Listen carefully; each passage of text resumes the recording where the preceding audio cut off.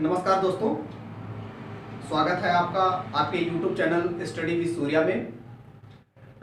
जैसा कि हम लोग पिछले क्लास में पढ़ रहे थे मानव में पाचन, क्लास 10th साइंस में, तो इसमें हम लोगों ने देखा कि अमाशय में भोजन का पाचन किस प्रकार होता है। तो जब हम भोजन की क्रिया जब हमारे शरीर में होती है तो ज़्यादा समय भोजन कहाँ पे रहता है, तो अमाशय में। अमाशय में भोजन कितने समय तक रहता है, तो मुख्यतः 4 से 5 घंटे तक भोजन अमाशय में रहता है। इसलिए ज़्यादातर भोजन का पाचन अमाशय में ही हो जाता है। जैसे हम पिछले वीडियो में बताए थे कि प्रोटीन या अन्य भोजन के पाचन में क्या करता है अमाशय। प्रोटीन का पाचन 70% या 70% प्रोटीन का पाचन अमाशय में ही हो जाता है। बाकी 30% प्रोटीन जो बचता है वह छोटी आंत में आके उसका पाचन धीरे धीरे होता है।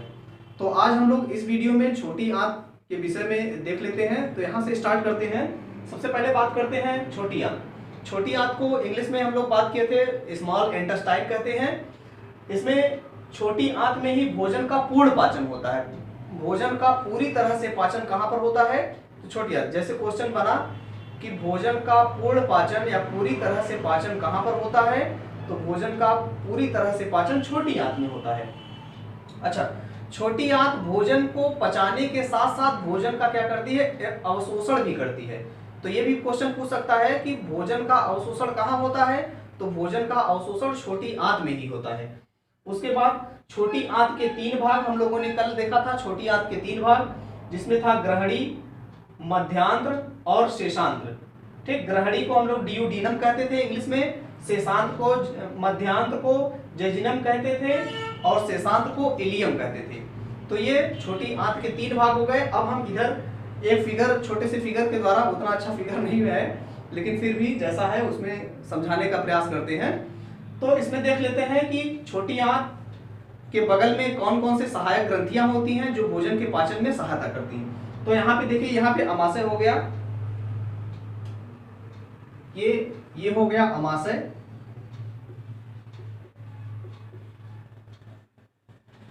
जब भोजन अमाशय में आता है, भोजन अमाशय में भोजन का पाचन हो जाता है। उसके बाद भोजन धीरे धीरे करके छोटी आंत के अग्रभाग डियूडीनम में आता है।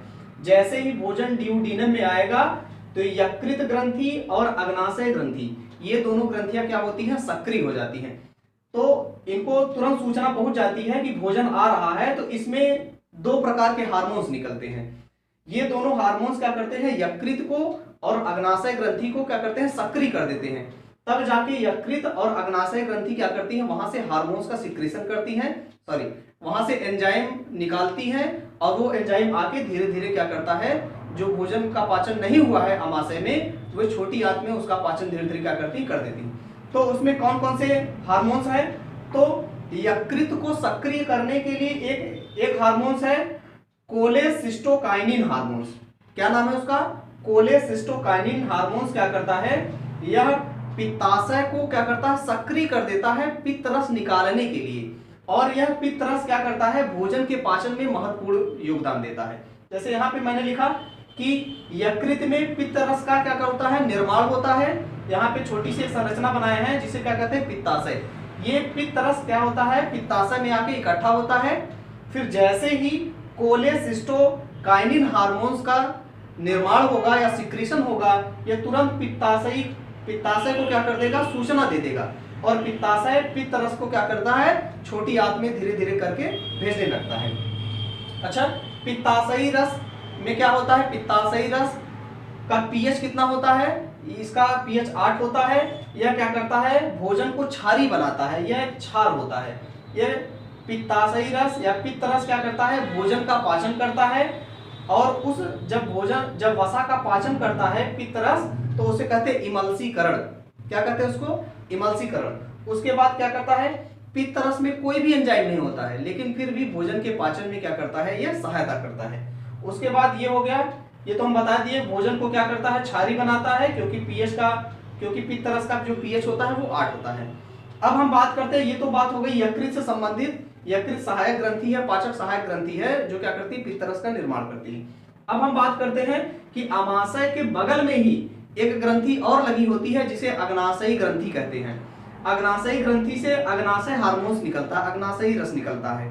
ठीक, ये अग्नाशयी ग्रंथि को एक्टिव करने का काम कौन करता है? Secretin hormones. जैसे ही भोजन आमाशय से छोटी आंत में आता है तो सेक्रेटिन हार्मोन्स क्या करता है? अग्नाशयी ग्रंथि को एक्टिव कर देता है। यकृत या पित्ताशय को कौन एक्टिव करता है? कोलेसिस्टोकाइनिन हार्मोन्स पित्ताशय को एक्टिव करता है और सेक्रेटिन हार्मोन्स क्या करता है? अग्नाशयी ग्रंथि को एक्टिव कर देता है और अग्नाशयी ग्रंथि से हार्मोन्स एंजाइम निकलना क्या होते हैं? शुरू हो जाते हैं। अब अग्नाशयी रस को पूर्ण पाचक रस कहते हैं। अग्नाशयी रस को पूर्ण पाचक रस क्यों कहते हैं? क्वेश्चन बन सकता है कि पूर्ण पाचक रस किसे कहते हैं? तो पूर्ण पाचक रस अग्नाशयी रस को कहते हैं। क्यों? क्योंकि इसमें भोजन के पाचन के लिए सभी प्रकार के क्या होते हैं? एंजाइम निकलते हैं, इसीलिए उसको क्या कहते हैं? पूर्ण पाचक रस कहते हैं।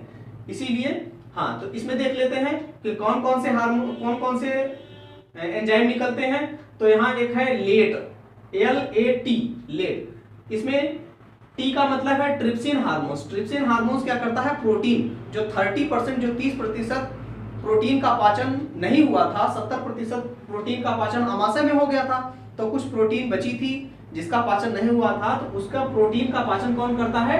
ट्रिप्सिन। ट्रिप्सिन एंजाइम क्या करता है? प्रोटीन का पाचन। जैसे पेप्टोन को क्या करता है? पेप्टाइड में। पेप्टोन क्या है? एक प्रकार का प्रोटीन है। जब प्रोटीन हम पढ़ा रहे थे आमाशय में कि प्रोटीन का पाचन कौन करता है, फिर प्रोटीन जब पच जाता है तो पेप्टोन बनाता था। तो यहाँ पेप्टोन प्रोटीन के रूप में है, इसका भी पाचन कौन करेगा? पेप्टाइड करेगा। उसके बाद दूसरा हार्मोन्स है, दूसरा एंजाइम है एमाइलेज। एमाइलेज क्या करता है? स्टार्च का पाचन करता है, अर्थात मंड का पाचन करता है। उसके बाद है लाइपेज। लाइपेज एंजाइम क्या करता है? वसा का पाचन करता है, फैट का पाचन करता है।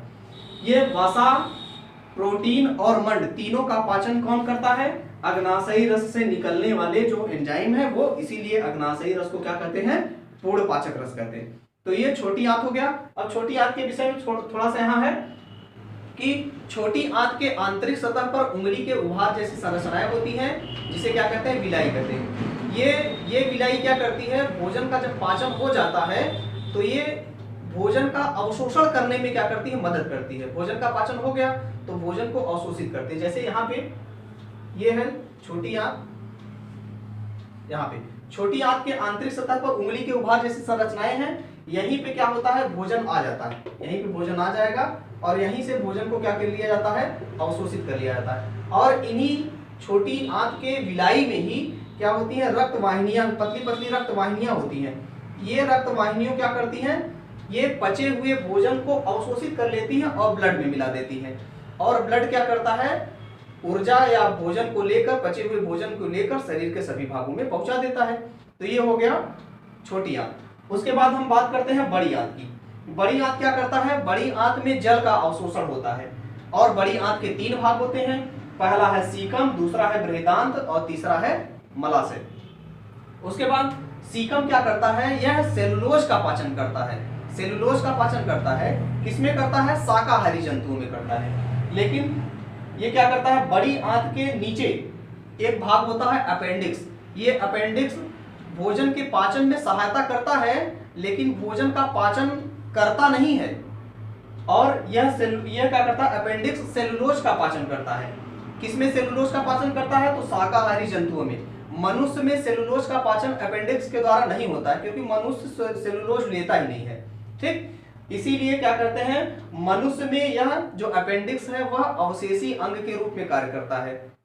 तो हम लोगों ने आज देखा कि छोटी आंत और उसके बाद छोटी आंत से कौन कौन से हार्मोन्स या कौन कौन से हार्मोन्स के द्वारा कौन कौन से एंजाइम निकलते हैं, कौन सी ग्रंथियां एक्टिव होती हैं। तो पाचन की ये पूरा चैप्टर खत्म हो गया है। तो अगर आपको ये वीडियो अच्छी लगी हो तो इस वीडियो को ज़्यादा से ज़्यादा लाइक करें, शेयर करें, कमेंट करें। अगर आप इस चैनल पर नए हैं तो इस चैनल को सब्सक्राइब करें। तो आज के लिए इतना ही। बहुत बहुत धन्यवाद।